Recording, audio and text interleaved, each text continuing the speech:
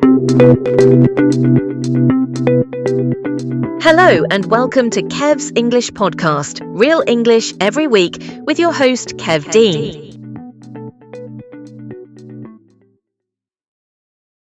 Hello, it's Kevin here, the English native, Kev's English Podcast, etc. Episode number 40, I think. So, plenty of stuff to talk about for today. So, the title of this episode is The Biggest OET Speaking Mistake, Not Responding to the Patient. So this is in particular talking to my students who are taking the occupational English test for doctors, nurses, etc. So just in case you haven't heard me before, I'm Kevin, online IELTS and OET teacher on italki. I try and do an episode a week if possible, but very busy with all my, teaching activities. And also my research, I'm an independent researcher extending my professional development. So I've been taking a lot of courses, especially in artificial intelligence. I took the Google training course for Microsoft one about AI because I'm using it every day now in my teaching, and I spoke about it in the previous episode, so I won't say too much about it now. Anyway, so back to OET. So because I work with students every week on italki, I've got hundreds of sessions, because what I do now, I make an audio recording, and I do this for IELTS as well. I make an audio recording of the speaking, whether it's for OET or TOEFL or IELTS, and I do a analysis with artificial intelligence. I get a transcript, and this is so the learner can hear the recording. They can see the exact words that they said, and they can understand, according to the scoring, why or why not the answers were or were not acceptable for the examination criteria. Anyway, IELTS and TOEFL, I'll talk about that another time. But for OET, one thing that I've noticed time and time again, candidates fail to respond to the patient. So, OET, you've got the linguistic criteria, pronunciation, vocab, grammar, etc., fluency, coherence, and then you've got the clinical communication skills, right? A to E. Stuff like incorporating patient's perspective, showing empathy, how you give information, how you gather information, relating it back to the patient, etc. So in this episode, I'm going to tell you exactly what that means and why it costs you marks in multiple OET criteria, and how you can fix it with real examples from my students. Now, I'm going to make a video on the same topic, maybe today if I get time. So the video is going to have some slides. It's a presentation. It's got visuals, so you can see precisely what I'm talking about. But for the moment, so why is responsiveness important in OET? Well, OET speaking test, it's not just a language test. It's not like IELTS or TOEFL. It's not where they want to know, can you speak English or not? Though obviously that's a part of it. It's a simulation of a real consultation. Examiners are listening because they can't see you. Whether you notice patient concerns, criteria B2, explore concerns, criteria B1, respond with empathy, criteria A4, signpost and clearly guide, criterion C2, check understanding, invite feedback, E3, E4. If you don't do these things, perfect grammar and vocab won't save you. And in real life, in your actual clinical practice, ignoring cues can miss red flags and harm patient safety. So, the box ticking trap. What do I mean? Well, as you'll see when you watch the video, every roleplay card has a list of tasks, maybe 4, 5 or 6. And many candidates just think that the object of the exercise is to get through the tasks, right? Give diagnosis, give advice, talk about side effects, goodbye. That's ticking the boxes. So you've done the job. And actually, I should point out, OET themselves say there's no task achievement score in the speaking. You don't. It's not like in the writing. There's no task achievement score. If you check out their blog on OET.com, they actually say this. You don't have to finish. It's good if you do, but it's not required. There's no penalty. So if you're ticking your boxes, task, but you're not listening nor responding to what they say, and I'll give some examples, you're not going to get a high score. As one examiner wrote on a C grade script, most of the patient's perspective is provided by the patient and it is never explored further once stated. That sentence explains why candidates get stuck at a borderline score. They're just not listening, they're not responding to what the interlocutor or patient is actually saying. They're simply going through the tasks, not listening. If you do that, guaranteed to fail. So, example 1, okay. Fear after a heart attack, okay? So this covers criteria B1, B2 and B3. So, the patient says, oh, doctor, I'm scared any effort might bring on another attack. A bad answer. You should start exercising to get stronger.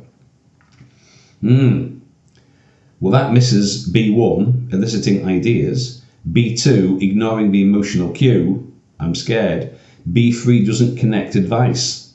A better example, right? So he says, I'm scared any effort might bring on another attack.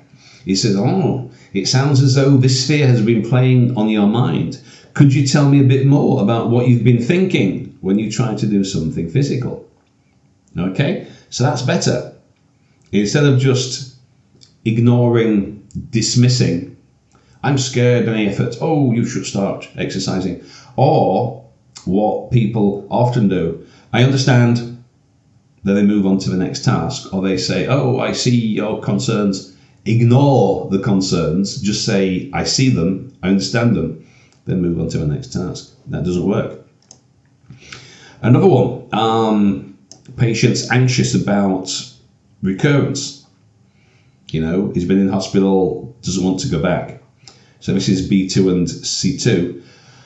I'm very worried this might happen again, doctor. I've heard of people dying from perforations. Bad. Don't worry, it won't happen again. Good. I can hear how worried you've been. Here's what we'll do today. I'll explain what the hospital found, talk about recurrence, prevention, and your antibiotics. Does that sound okay? Okay, so that's much better. Acknowledging the concern, asking them to talk it through, and giving some structure about what we're going to do to alleviate that fear. Much better. Another one. And all these are taken from official roleplay cards on OET.com. Okay. So, returning to work. So, B3 and D3. The patient. Oh, I'm worried I won't be able to go back to work soon. Bad. Most people go back in 4 weeks. Good. Well, since you have a desk job, most people can return in about 4 to 6 weeks once they feel ready. What are your thoughts about that time frame? Okay, so informing, explaining, incorporating the patient's perspective. What are your thoughts about that? Okay. Example 4, parent with sick child, A4, E4. So, the parent, I'm worried this fever means something serious, doctor. Oh, it's just a fever, nothing to worry about. Dismisses concern. A better way, oh, I can see why you'd be concerned. Let me explain what usually causes this kind of fever and what warning signs we need to watch for. Would that reassure you? So, empathy, A4, checks understanding, E4. So instead of just like saying, oh, I understand, I see your concern, and not taking it further, in other words, missing an opportunity, a better response, acknowledge their concern and try and explain why they needn't be concerned, and ask if they need any information to assist them. Okay, so that is better. If we think of another one, being resistant to a change of lifestyle, so B1, B3. The patient says, I don't think I can give up my evening drinks. Well, you must stop drinking or it won't work. A better one. Oh, it sounds like stopping completely would be difficult for you. Could you tell me how many drinks you usually have so we can see if there's a realistic first step? Okay, now that's better. Incorporating the patient's perspective, trying to get them in, joint decision. Could you tell me so we can see? Instead of saying you must stop, so let's see what we can do. Much better. Another one, missing a cue.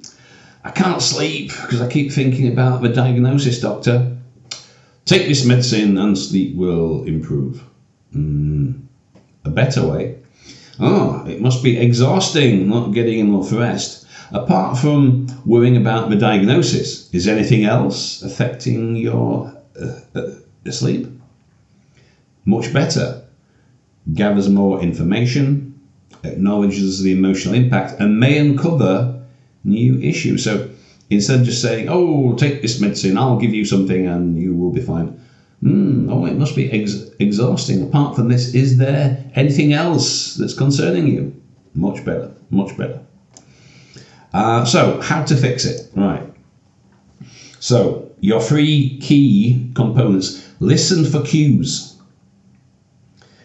So the OET criteria specifically says, and you can find this in the speaking guide to clinical communication skills, you've got to listen for cues. It might not be obvious. They might not say, I'm worried about this.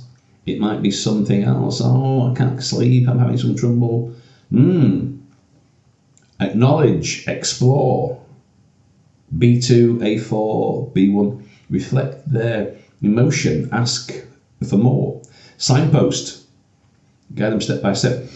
Now that we've talked about your tiredness, let's move on to exercise. Before we finish, I want to explain what to do if the pain comes back. So, never miss an opportunity. Delivery matters. Intonation. So you can slow down, drop your tone when you're showing empathy. I've had quite a few students and they came from countries where they don't have time for all this stuff. Actually, this is an interesting point. Because the OET is specific for non-native speakers to work in a native speaking, usually Western environment, England, America, Canada, Australia, New Zealand. In some countries, their healthcare system doesn't work. They don't do the empathy thing. It's, I'm a doctor, you're the patient, and their tone is, you must do this, you must do that. You can't do it in OET. It's pretty Western centric. So, intonation. Slow down when you're showing empathy. Match the tone. Right. I had had someone a while back, and the patient is coming in for some bad news, and she went, "Hello, Mr. Dean, good to see you again. How are you today?" I was like, "Are you sure that's a useful tone? The patients come in, and you've got to tell them some serious information. Hello, good to see you." I said, "Well, actually, wouldn't it be better if you didn't see them? Because that would mean that they were not sick, you know?" So matching tone, very important. You can, "Oh, Mr. Patient, I'm afraid I've got some bad news for you." Mr. Patient, I've got some bad news for you. Watch your tone. Now, pause. Everything that you say, again, OET explains this. It's meant to be A, B, A, B, A, B. Dialogue. You, them, you, them, you, them. So, once you've done your bit, once you've said your piece, pause. Because often, if you take a look at the interlocutor card, their card says, "When asked, say blah, blah, blah, blah, blah." If you don't pause, if you don't give me space, if you don't ask me, the interlocutor is not supposed to volunteer information. The interlocutor, their guidance is, if you ask them, they can make up some detail, but they're not allowed to volunteer. So, pause, wait for them. Now, rotate your phrases. Now, I've spoken about this before, about how you need a repertoire. What does that mean? I see your concerns. I show your concerns. This is the most overused phrase in OET speaking. All my students do it until I tell them otherwise. Rotate your phrases, right? You need a repertoire. You need a bank of phrases to sound natural. So it's not the same. I see your concerns. You must be concerned. You're concerned about. I understand. I see. Oh dear, that sounds right. Now, a better way is to either echo, "Oh, I see you're concerned about so and so. Let's talk about that." You know, so take what they say and turn it back. Right? Repeat, echoing, emphasis. These all work. Say, "Oh, doctor, you know, I'm having a lot of trouble with my stomach, legs, ass, whatever." "Oh dear, that sounds like it must be most concerning. Would you like to tell me more?" You know, instead of saying, "I understand, I see," or even worse, just "okay," and moving on. Never let an opportunity pass. So, let's see some role play. Now, I'm not going to do it here because I'm not going to do it, you know, patient interlocutor. I'm going to put that up on a separate a video. So wherever you're listening to this, check at the bottom and there'll be a link. I've just started using a learning management system, an LMS, Notion, and I'm putting all my material onto a single page. So all the files, you know, videos, audios, etc. So you can find it there. So I have done several comparisons, you know, with good and bad responses. So I'll probably make a second video for that if I get the time. Students coming all day. I'm actually recording this now in the morning before the breakfast because I've got lessons all day, IELTS, OET, for TOEFL. So anyway, now how you can practice this, right? So if you're one of my students, you already know because I've told you, and we've gone into this. So what I do, right? So I make recordings. I print the transcripts, highlight the patient cues, and I say to them, right, take this as an exemplar, analyze the card, analyze what you said and rewrite the responses in your own words, incorporating A, B, C, D, E, the criteria. So I give them model exemplars, because I've made several of those. And then every time we have a lesson, they should have some idea of what to say. They can re-record the sessions. There's a self-check grid or table, which I give them. Anyway, so there is some ways and means that we can work on this, or you can work on it yourself. If you want more information, contact me, and we'll talk about that. So, in conclusion then, right, don't be a box ticker. Don't be ticking your boxes. Respond. The number one thing that all OET teachers should be teaching, according to OET, the number one thing is to be responsive. That's what they want. They don't want some automaton, tick, tick, tick, tick, tick. They want you to respond. So don't miss your patient cues. Never miss an opportunity to explore them. Always signpost. So let's do this. I think we should talk about that.